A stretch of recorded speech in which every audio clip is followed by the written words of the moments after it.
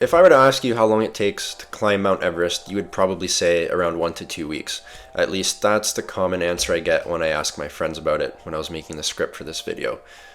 In reality, it is a lot longer than that.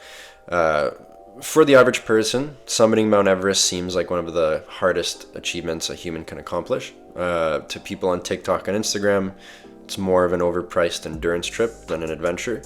But regardless of what side of the fence you sit on, there is no debating that climbing and summiting any 8,000 meter tall mountain, let alone the tallest one, it's nothing short of impressive.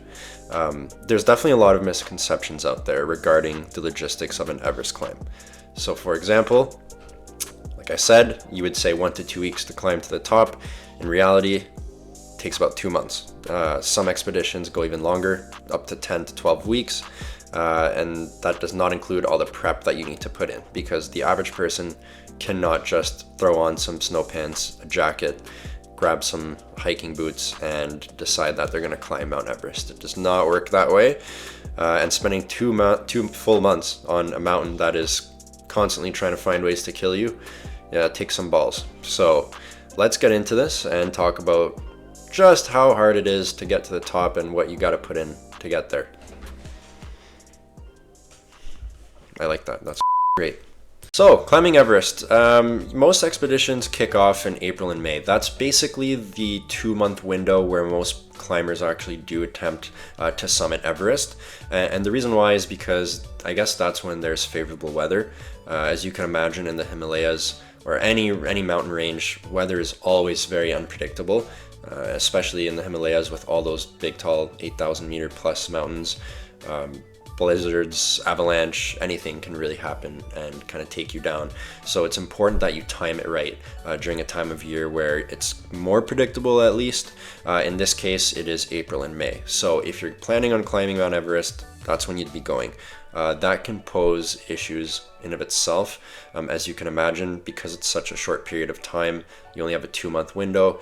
There's a lot of people attempting to climb Mount Everest. So you could end up waiting in line just to get up to the top, which is not very fun.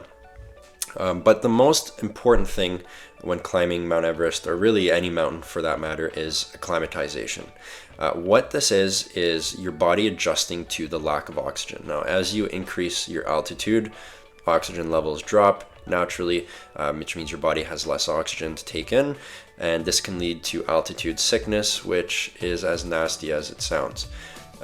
Your body responds to this lack of oxygen by producing more red blood cells to carry the oxygen you have more efficiently, but this doesn't happen overnight. It requires a lot of time and, more importantly, a very strategic approach. So what some climbers do is they use a climb high, sleep low strategy. So I guess what that means is they will climb up high during the day, and then at night they'll go down a little bit. They're not going to go all the way back down to where they started, but they'll just decrease their altitude a little bit when they're sleeping, so that way their body has that time to adapt to the thinning air. So aside from acclimatization, there are some other things that you need to take into consideration, which can affect the time it takes to actually reach the summit.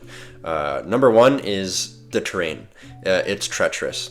For example, the Khumbu Icefall, which is a labyrinth of unstable ice towers and crevices that climbers need to navigate through multiple times during their acclimatization rotations.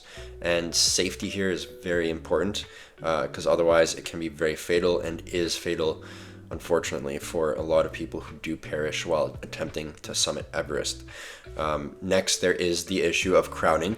As I mentioned, with that brief 2-month period where you can actually climb this mountain safely, there are a ton of people who are all rushing to get to the top. They want to take their pictures, they want to say that they did it. So as you can imagine, there is a lot of people there. And this means that you might end up waiting in a line basically to get to the top, which can be a good thing, I guess, because it gives you a little bit more time to adapt to the lack of oxygen, but it does add more time onto the climb, which is unfortunate. But rest days are crucial. So, high altitude climbing, it takes a toll on the body. And I know I'm saying that as if I've climbed a mountain. I haven't, but just based on interviews I've seen from people who have climbed Mount Everest, the things that they say, it makes you realize that it's not as easy as it sounds. So rest days are very, very important. It's essential for recovery and acclimatization, of course. But beyond just time, it's a very hefty investment of physical conditioning and, more importantly, financial resources. It is not cheap to climb Mount Everest, sorry. But beyond time, climbing Mount Everest takes a very hefty investment of physical conditioning and financial resources. It is not cheap to climb Mount Everest. In fact, the cost can range anywhere from $30,000 to over $100,000. This includes permits, gear, Sherpa guides if you choose to do it with a guide, which I'd recommend doing if you plan on climbing Mount Everest. So unless you come from money or have just saved up a lot of money for this trip specifically, it's not something that you can just wake up one morning and decide, yeah, I'm gonna book a plane ticket to Kathmandu and climb Mount Everest. There's a lot of planning in the process that you need to consider. But besides the financial aspect, one of the most important things that I think not enough people talk about is the emotional aspect. You are gone from your house or your home, your family, your friends for 2 months at least, in most cases anyways. That is mentally taxing. It's a lot, especially with the fact that you're basically staring death in the face while you're doing this, especially the higher up you go. It can take a toll on someone, and it's important that you are strong mentally and not just physically if you plan on climbing a mountain like this. So mental resilience is just as important as physical fitness when you're undertaking such a monumental challenge. Yeah, there you have it. That's the true cost of climbing Mount Everest. It's crazy how misunderstood it is. When I was talking to my friends about it, like I mentioned earlier, most people thought it just takes like a week or two to climb to the top. No, it's a lot longer than that. And the more research I did for this video, the more interested I got in it actually. But you don't have to summit Mount Everest. You can just go to the base camp, which is a bit of a challenge in of itself. It's still pretty high up at I think only 4,000 to 5,000 meters, which is still very high, but at least it's not 8,000 meters.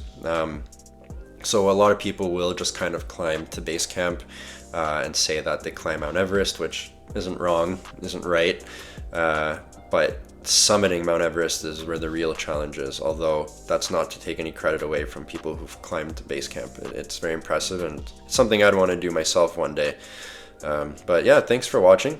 Just wanted to throw a video out here and try some new things out. So if you have any suggestions for another video in the future or something like that, leave your feedback below. I'd love to hear it, and I hope you learned a little bit something here. So thank you very much for watching. Take care.